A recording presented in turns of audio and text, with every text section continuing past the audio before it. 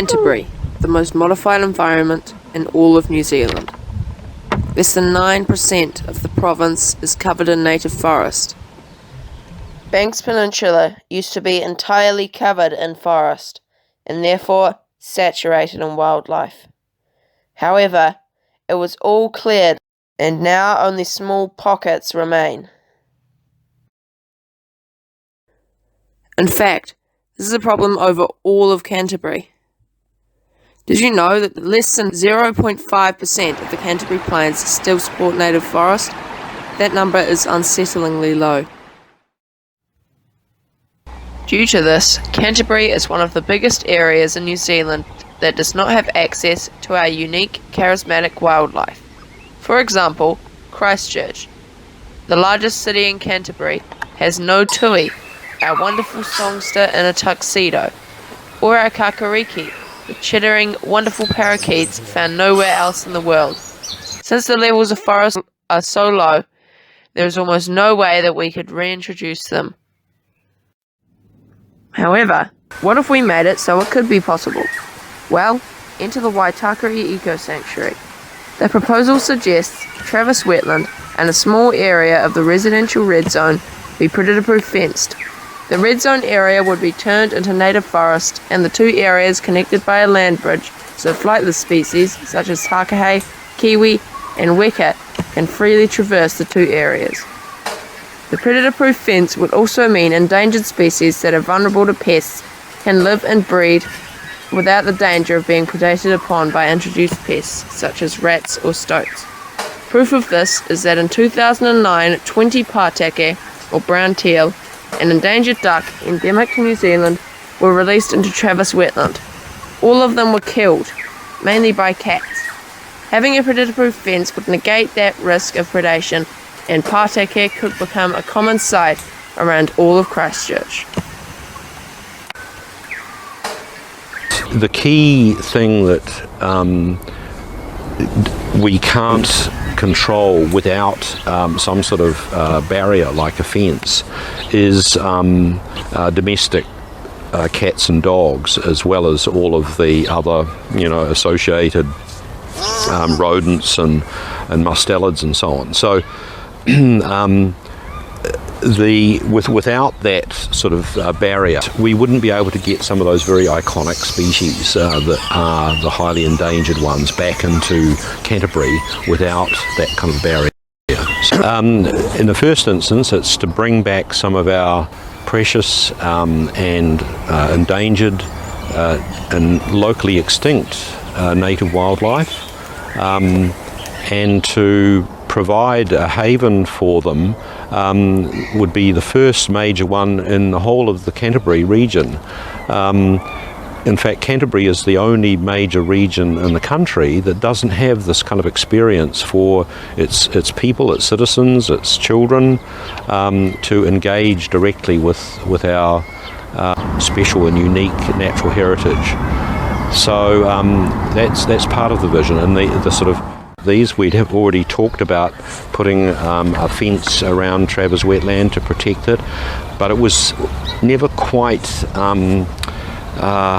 suitable in the sense that sometimes the whole wetland can be literally underwater, and so this wouldn't be very much good for some of our endangered ground-dwelling birds. They need a retreat onto higher ground. And so when the earthquakes happened, we looked around to see what areas might fulfill the needs and requirements of a viable sanctuary, and one that would achieve that sort of minimum area of sort of something similar to Zealandia. And this sort of combination of Travis wetland with its 120 hectares plus about 30, 40, 50 hectares of the red zone across Travis Road seemed to be the one place that would fulfill those minimum requirements and provide some higher ground that would achieve that minimum requirement. And so hence built this sort of proposal to create an eco-sanctuary here, together with this wildlife bridge that would join those two places, parts of it together across Travers Road. There's also some other water birds like Fio, the blue duck. I was just coming in here and seeing the amazing arrival of the spoonbills, which have arrived here under their own steam and seem to have set up camp in one of the big willow trees down in the southeast corner. So that's wonderful to see that the habitat is now providing suitable places for some of these birds, but as I said, we need these strong barriers to predation to get some of these other, especially ground-dwelling species back into the area. Sounds wonderful, doesn't it? If only we could see a real Ōtākaro eco-sanctuary. Or can we? In the 1990s, Jim Lynch was able to convince the city council around Wellington to build a 225-hectare eco-sanctuary near the heart of the city. Today it is known as Zealandia, one of the most famous eco-sanctuaries in all of New Zealand. It might as well be in North Island, Waitakere.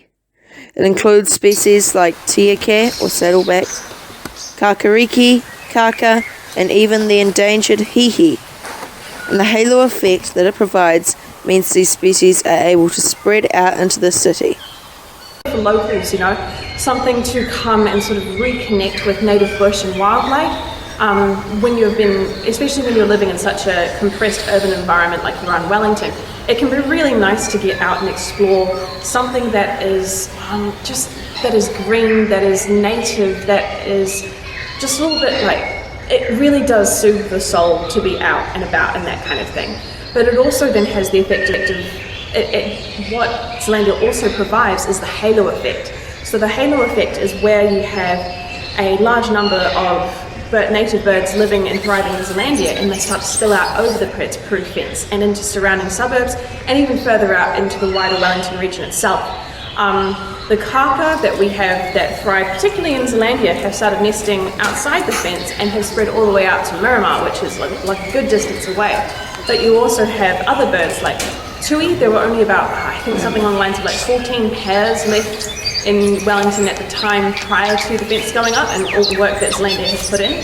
Since then, tui is one of the most common birds you can see here in Wellington. They're all over the place, But it's also provided a safe haven for some really key endangered species that really needed some more space to be able to thrive in. Things like hihi, little spotted kiwi or kiwi puka puka. We also have tuatara, lots of tuatara living in the sanctuary as well. And a lot of other species like pāteki and tieke. Tieke are doing really well here. I believe they were predatory fencing Travis wetlands, the last bit of wetland sanctuary, the last really good chunk of wetland left in Christchurch. It's still in good nick and keeping that nice and safe from rats and cats and all that kind of thing. We're growing kahikatea forest and a piece of red zone across the road, connecting them up. And what you end up with is a sanctuary just slightly smaller than Zealandia, but is dedicated to the type of environment, ecology, and bird life and wildlife that Christchurch specifically would have had.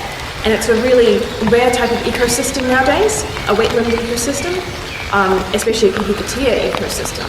So it would be really, really special to have that kind of thing in Christchurch that is being protected and helped thrive.